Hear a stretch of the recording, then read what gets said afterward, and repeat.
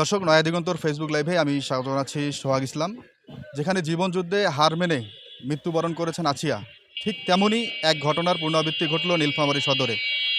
আখিমণি আক্তার নামে ৭ বছরের এক শিশুকে ধর্ষণের অভিযোগ উঠেছে আবু বক্কর সিদ্দিক নামে ৭০ বছরের এক বৃদ্ধের বিরুদ্ধে। আমরা যেমনটি জেনেছি, ইতিমধ্যেই সেই আবু বক্কর সিদ্দিককে থানা পুলিশ হেফাজতে নিয়েছেন এবং এই গত রাত আখিমণিকে নীলফামারী সদর হাসপাতাল মেডিকেলে ভর্তি করানো হয়েছে। আমরা জানবো আসলে তার সঙ্গে কি ঘটেছিল, তার পরিবারের লোকজনের সঙ্গে আমরা কথা বলার চেষ্টা করব। আমরা তো সঠিক জানতাম না, প্রথমে তো জানতাম না। মেয়েকে ওই মেয়ের মামি জিজ্ঞাসা করছে যে খারাপ ছেলের সাথে যাইস না, তো ও বলছে যে আমি তো খারাপ হয়ে গেছি। তখন আমরা তো মনে ঘটকা লেগে গেছে, আমরা জিজ্ঞাসা করছি, তখন আস্তে আস্তে আস্তে আস্তে সব বলে দিছে। তারপর আমরা বলছি যে আরও দুইজন গেছি, যে বলছি যে এর কথা তো বিশ্বাস করা যাবে না। আরও একটা মেয়েকে দেখাইছে, জুই, ওর নাম হলো, ওর খালামণি হয় জুই। জুইয়ের কাছে গেছি, রাত্রে ঘুমাইছে, ডাকি উঠাইছি, উঠে বলতে চাচ্ছে না। পরে আমি অনেক কথা বললাম, তাও বলল না।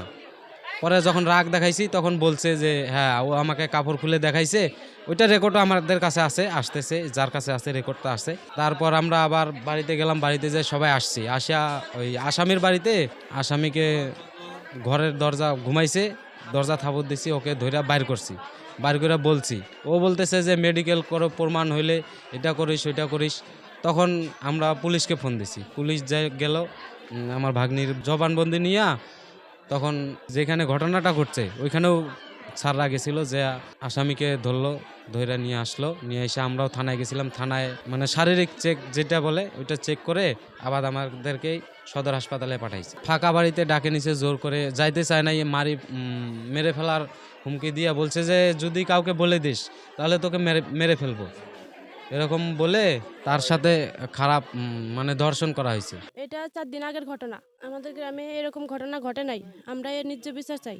মেয়েকে জোর জবরদস্তি দেখানো হয়েছে, টাকার লোভ দেখানো হয়েছে, এর একটা বিচার চাই আমরা। আমি আবু বক্করের বড় ছেলে, যদি এই ঘটনা সত্য হয়ে থাকে তাহলে এটার বিচারে সেই করবে। আমার এনে কোনো আপত্তি নেই, ওকে আরো উচিত সাক্ষী শিক্ষা করে দেব, এমনভাবে শিক্ষা করবো, খুব শিক্ষা করে দেব যদি প্রমাণিত হয়ে থাকে। আমি ওগুলো কিছু জানি না, আমি দোকান বন্ধ করে 12টার সময় আইসি দিয়ে হ্যাঙ্গামার পরে পুলিশ আসলো, ধরে নিয়ে গেল। সে আইহা দিয়ে ইস্তা কইরা নামাজ কইরা আইহা শুইলো। শোয়ার পরে ভাত টাত খাইলো না, খাইয়া কইতাছে, আমি বললাম ভাত খাও, কয় যে না আমি ভাত খাবো না, আমার শরীরটা খুব খারাপ লাগতেছে। পরে ঘুমাইছে, আমিও ঘুমাইছি, রোজা ছিলাম সারাদিন, আমিও ঘুমাইছি। ঘুমানোর পরে একটু পরে এই কয়টা পোলাপান আইহা দরজা বাইরেইতেছে। দরজা বাইরে আনার পরে দরজা খুঁকেরা অমনি আবার উঠে ঘুচছে, উঠে দরজাটা খুলে দিছে।